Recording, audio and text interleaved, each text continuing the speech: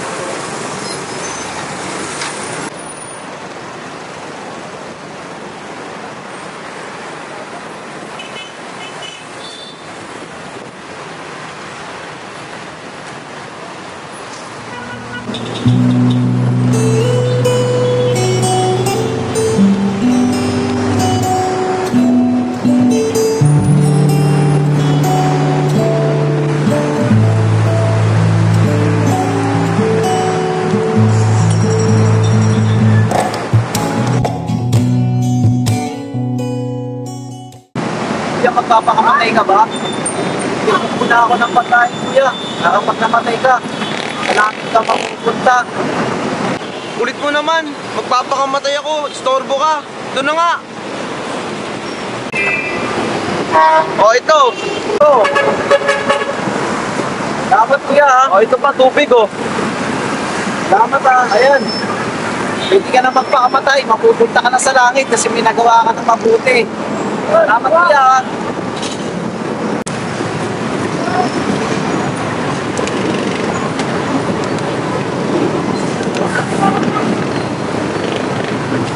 Salamat dito sa pagkain, kuya, ha?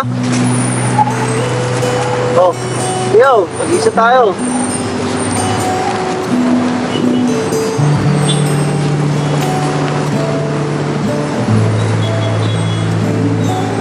Lakas na ito, ah. Salamat dito, ah. Hindi ka na magpakamatay kasi nakagawa ka na mabuti. Kasi sabi nila pag nakagawa ka na mabuti, sa langit ka mapupunta.